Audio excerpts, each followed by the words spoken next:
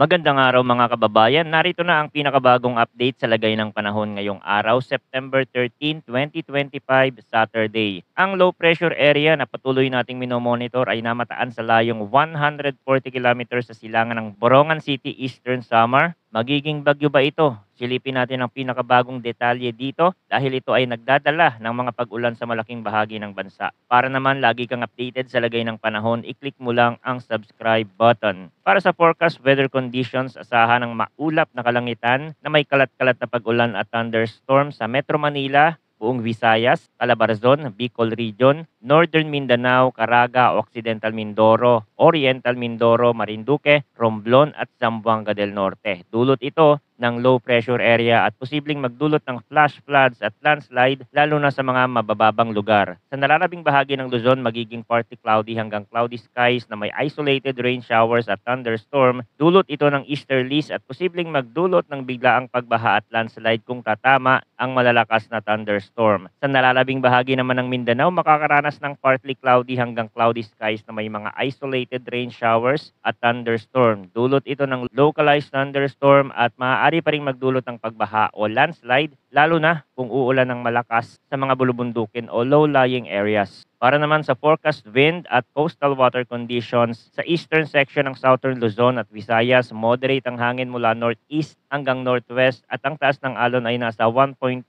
hanggang 1.8 meters. Sa Mindanao, Palawan at natitirang bahagi ng Visayas, light to moderate ang hangin mula northwest hanggang southwest at ang taas ng alon ay nasa 0.6 hanggang 1.5 meters. Sa extreme northern Luzon, light to moderate ang hangin mula east at ang taas ng alon ay nasa 0.6 hanggang 1.2 meters. Sa nalalabing bahagi ng Luzon, light to moderate ang hangin mula northeast hanggang north at ang taas ng alon ay 0.6 hanggang 1.2 meters. Ngayon naman ay dumako tayo sa heavy rainfall outlook na inilabas ng Pag-asa dahil sa low pressure area. Ngayong araw, inaasahang makakaranas ng 50 hanggang 100 millimeters na ulan ang Camarines Norte, Camarines Sur, Catanduanes, Albay, Sorsogon at Northern Samar. Bukas naman, inaasahang magkakaroon din ng 50 hanggang 100 millimeters na mga pag-ulan sa Quezon at Camarines Norte. Dapat tandaan na mas mataas pang maaaring ibuhos na ulan sa mga bulubundukin at elevated areas at maaari ring lumala ang epekto nito dahil sa mga naunang pag-ulan nitong mga nakaraang araw. Sa update tungkol sa galaw ng low pressure area, mababa pa rin ang chance na ito ay maging isang bagyo. Ayon sa mga modelo, posibleng tawirin lamang nito ang western part ng Visayas at southern Luzon bago tuluyang lumabas sa West Philippine Sea.